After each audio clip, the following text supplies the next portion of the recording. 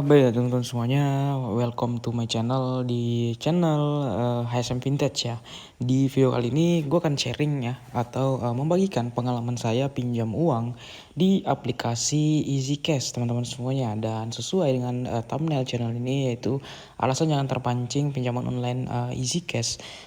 Dan ya di sini gue akan memberikan alasan mengapa teman-teman semuanya jangan sampai terpancing pinjaman online Easy Cash ini teman-teman semuanya. Apakah berbahaya, apakah sebar data, apakah pengguna baru itu mendapatkan limit yang banyak seperti itu ya. Dan ini berdasarkan pengalaman dari saya secara pribadi ya.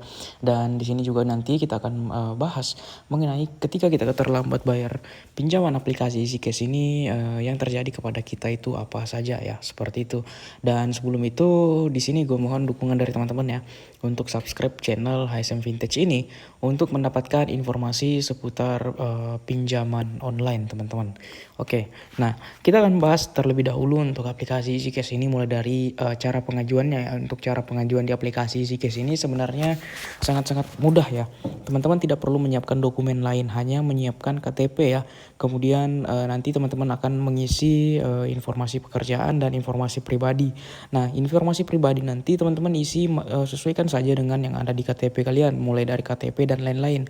Kemudian untuk informasi pekerjaan, saran saya pada saat pengisian informasi pendapatan per bulan, teman-teman isilah dengan nominal di atas 6 juta rupiah.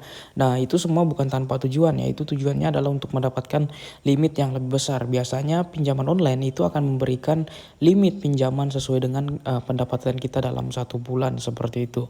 Nah, kemudian teman-teman wajib menyiapkan 2 kontak darurat ya. Dan pastikan kontak darurat tersebut bukan kontak darurat asal-asalan, karena pihak aplikasi Zcash ini akan melakukan pengecekan juga ya terhadap kontak darurat. Biasanya teman-teman itu akan ditolak ketika asal-asalan menggunakan kontak darurat ya, tidak menggunakan kontak darurat yang asli atau menggunakan nomor fiktif yang tidak aktif, itu tidak akan di ACC seperti itu. Kemudian teman-teman untuk aplikasi Zcash ini wajib ketahui ini sudah bisa cair ke semua jenis rekening bank ya, termasuk bank digital. Buat teman-teman yang tidak memiliki rekening BRI, BCA, Mandiri, itu teman-teman kalau pinjam di Zcash itu bisa dicairkan ke Siabank, Superbank, kemudian juga bisa ke Neobank teman-teman semuanya. Jadi cukup fleksibel sebenarnya. Namun aplikasi ini belum bisa dicairkan ke e-wallet seperti Dana, OVO, GoPay, ShopeePay, itu belum support pencairan di aplikasi Easy Cash ini. Nah, untuk aplikasi Easy Cash ini memiliki limit pinjaman di angka 100 juta ya untuk pinjaman maksimum. Namun untuk pengguna baru tidak akan mendapatkan limit seperti sebesar ini. Biasanya hanya akan mendapatkan limit mulai dari 200.000 sampai dengan 1.300.000 untuk pengguna yang betul-betul pertama kali daftar, mentoknya di 1.300.000 ya teman-teman semuanya. Kemudian untuk suku bunga harian di angka 0,3% ya, dan tenornya bisa dicicil mulai dari 1 sampai dengan 12 bulan. Nah, kemudian kita akan lihat untuk aplikasi Zcash ini untuk sistem cicilannya seperti apa. Nah, teman-teman semuanya, di sini saya mendapatkan limit sekitar 4.200.000 ya. Nah, perlu teman-teman ketahui untuk aplikasi Zcash ini untuk pengguna baru, saya bilang tadi tidak akan mendapatkan limit langsung besar, biasanya itu bertahap. Ketika teman-teman pinjam di Zcash, kemudian pinjaman pertama itu teman-teman lunasi tanpa kendala, dalam artian tidak memiliki keterlambatan bayar, biasanya pihak aplikasi Zcash itu akan menaikkan limit teman-teman seperti itu. Nah, setelah biasanya limitnya itu akan naik bertahap ya. Misalkan saya sendiri mendapatkan limit 1.300.000, saya lunasi tanpa terlambat, kemudian itu akan naik ke 2.200.000 ya, kemudian naik lagi ke 4.200.000. Namun dalam catatan jangan sampai mengalami terlambat bayar, itu akan naik ya, seperti itu. Nah, dan di sini teman-teman wajib ketahui ya, untuk aplikasi Easy Cash itu untuk pengguna baru itu mendapatkan tenor pinjaman itu 15 hari per periode. Nah, jadi untuk 15 hari per periode itu dalam artian teman-teman bayar cicilan Easy Cash itu dalam satu kali bayar itu dalam jangka waktu 15 hari ya. Nah, di sini kita ambil 8 periode, berarti 8 kali bayar selama 15 hari sampai 8 kali ya. Seperti itu, berarti dalam jangka waktu 4 bulan saja yang untuk tenornya teman-teman semuanya ya. Walaupun di sini saya sudah pinjam berkali-kali teman-teman semuanya, seperti itu. Nah, dan untuk aplikasi Zcash ini ketika teman-teman mencairkan itu tidak akan ada potongan biaya admin ya. Jadi misalkan teman-teman cairkan 1 juta, berapapun pencairan teman-teman itu tidak akan ada namanya biaya admin dan biaya lain-lain. Teman-teman semuanya itu bersih, cair ke rekening, dan itu adalah salah satu keunggulan di aplikasi EasyCash ini. Ya. Kemudian untuk jadwal cicilannya di sini kita bisa lihat untuk 4.200.000 selama 8 periode itu di angka 714.000 ya. Seperti itu dikali 8 ya. 8 kali bayar. Nah, teman-teman bisa hitung sendiri itu sudah berapa untuk nominal pembayaran jika pinjam di 4.200.000 ya. 714 dikali 8 teman-teman semuanya ya, untuk jumlah pembayarannya seperti itu. Nah, jadi untuk sistem pembayaran di aplikasi EasyCash ini sebenarnya cukup rekomendasi ya, karena tidak memberatkan nasabah itu untuk mengembalikan pinjamannya dengan jumlah yang besar di pembayaran pertamanya. Seperti itu, namun bisa dicicil secara merata walaupun harus dibayar dalam jangka waktu yang singkat ya, 15 hari satu kali bayar seperti itu. Dan sejujurnya untuk aplikasi EasyCash ini sebenarnya tidak terlalu berat ya. Kalau kita bandingkan dengan pinjol lain, itu rata-rata 70% pinjol yang ada di Play Store atau App Store itu memberikan sistem cicilan yang 15 hari untuk pembayaran pertamanya ya, jatuh temponya. Kemudian kita harus melunasi dalam jumlah lebih dari 90% pinjaman pokok. Contoh, teman-teman pinjam 1 juta di Finplus, itu pembayaran pertamanya yang jatuh tempo 15 hari setelah pencairan, teman-teman harus membayar sekitar 900.000 lebih. Nah, itu adalah tipikal pinjaman online yang memberatkan. Kalau ini tidak, teman-teman semuanya. Jadi sebenarnya untuk aplikasi EasyCash ini sejujurnya cukup rekomendasi seperti itu.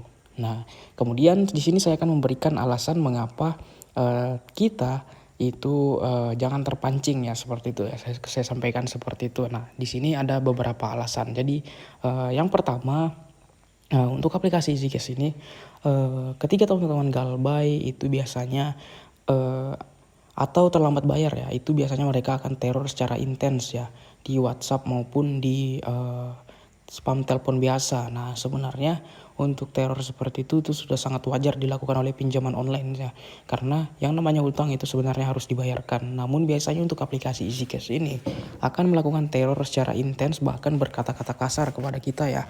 Namun bukan dari pihak resminya, tapi dari DC-nya, teman-teman semuanya seperti itu, karena memang mereka dibayar untuk menagih kita. Nah, jadi biasanya pihak aplikasi EasyCash itu akan memberikan atau mengirimkan chat seperti ini. Kami tunggu pembayaran paling lama jam 3 sore sampai gini nih. Dan di sini kita bisa lihat ya, memohon respon pesan kami sebelum datanya kami alihkan ke agen penagihan selanjutnya untuk masuk ke dalam daftar nasabah bermasalah di pusat vintage lending Pusdafil ya.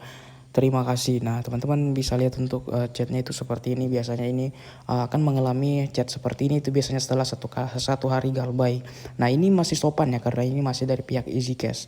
Namun ketika DC yang sudah menagih itu biasanya mereka akan meneror dan kebun binatang lah mulutnya seperti itu. Jadi memang wajib teman-teman semua jangan sampai terlambat bayar lah kalau tidak mau stres pinjam di EasyCash ini. Kemudian buat yang bertanya apakah aplikasi EasyCash ini ketika kita galbay apakah mereka akan menghubungi kontak darurat? Pastinya jawabannya iya, mereka akan melakukan penagihan juga kepada dua kontak darurat tersebut.